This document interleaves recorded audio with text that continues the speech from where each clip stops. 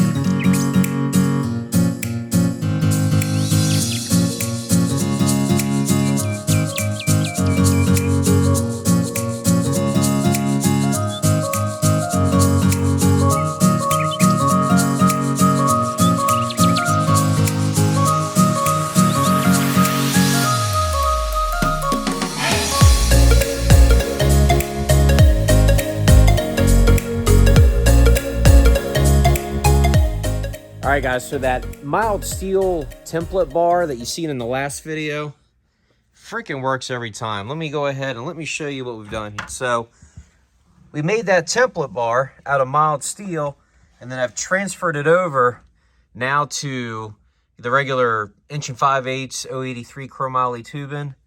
And look how freaking tight this thing is. I mean, it literally is touching the headliner everywhere, which is super important in these CTS-Vs because the roof line's so low. But you can see we've got everything notched. Windshield bar is also in. I mean, basically resting up against the headliner there. Got about a 1/4 inch gap right there. And then it's bent down to follow the roof line.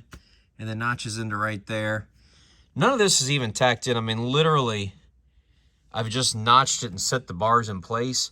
And just from it fitting tight, it's all kind of holding itself together. But pretty soon we're going to start welding this up as an assembly, and I'll show you how we weld the top of this stuff without cutting the roof off the car to get to the top of it. I'm sure there's going to be a couple people that's going to want to see it from the front, so let me show you how nice and tight we got this thing to the A-pillar. I mean, man, son, that's some white glove treatment right there now.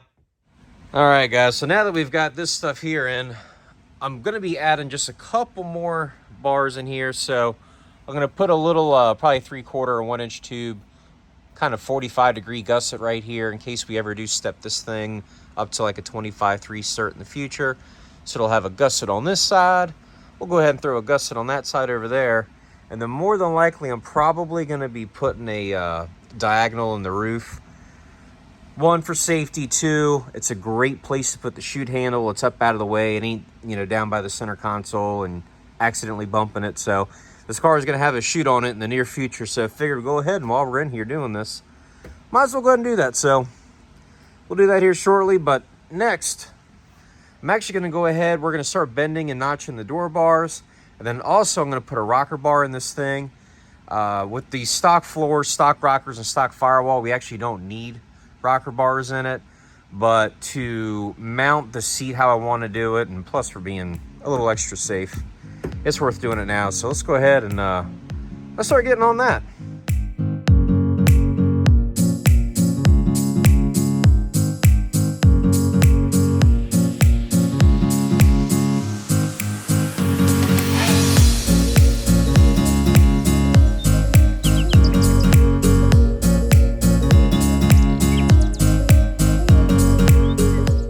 Guys, I'm fairly confident I've drilled at least 4,000 spot welds out of this car. So, you're probably like, well, what the heck are you doing now?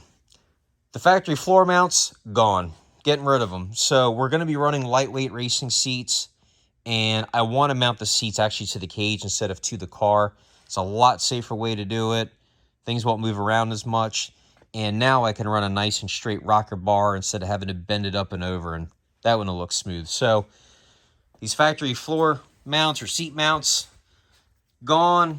They weigh about 10 pounds a side, so that's also a benefit too. Instead of adding all this weight of this cage, hey, we've actually saved a pound or two. So to remove them, we went ahead and we used a spot weld cutter right here, just a double-ended one we get from McMaster-Carr. These things work like butter, dude. So let's go ahead enough talking. Let's start bending some bars.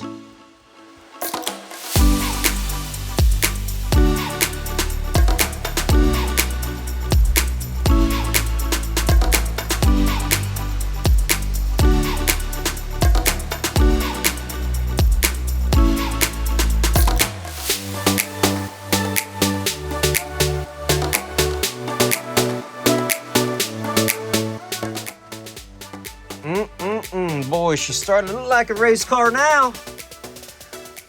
So you can see we got the rocker bar in, and it's about 1 inch off the floor all the way down. That way I can get the carpet up and underneath there. Keep in mind, we're going to be running all the factory interior in this thing, so wanted to make sure that we could get all that back in.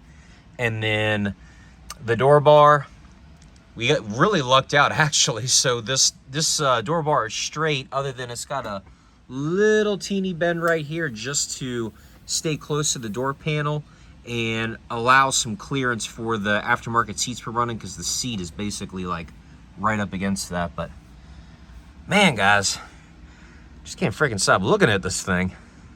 In fact, let's show you the seats we're going to be using.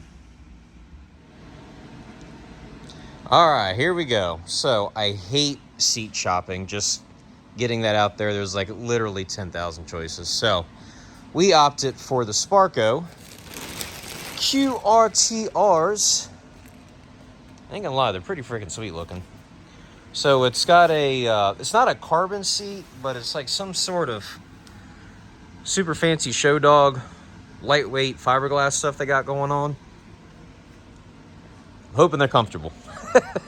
That's the one thing about these aftermarket seats, is you never know what you're going to get as far as that goes. In fact, let's throw them on the scales real quick, because I know 10,000 people are going to probably ask what they weigh. And we're on 0. In fact, guys, before I throw this on there, go ahead and drop a comment down below.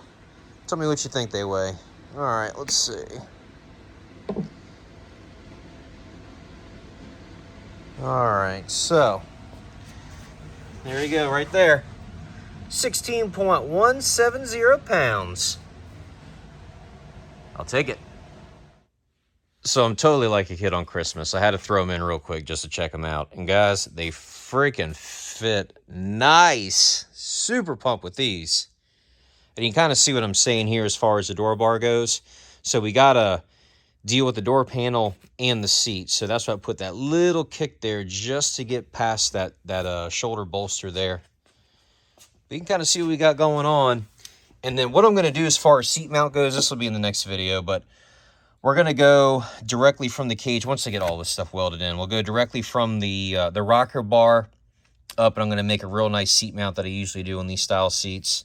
And it'll get rid of all that factory floor track adapter stuff and whatnot that we would have kind of had to hack up anyway. So there'll be a mount here, and then there's another hole right there. That'll, again, tie into the rocker bar, into that. And then we're going to get a little creative on the other side. But another reason I like doing these rocker bars, too, is I can also put a tab for my seat, 5-point seat belts right here. Works out really good there. And then, oh, one last thing. Wanted to show you the fit on the door panel. And you can see this rocker bar is like literally 1/8 of an inch off the handle right there. And then about 1/8 of an inch off the armrest right there. That little kick, we go inside that door panel cavity just a little bit and go right into the main hoop. So, hope you guys like this. Just want to kind of take you along for the ride, in case you guys are ever curious about what it takes to do this, or if you ever want to try and tackle this yourself. In the next video, we're going to be mounting these seats, going to be taking this cage apart so you guys can see how we weld the top of everything and then put it back as an assembly and then weld it to the hoop.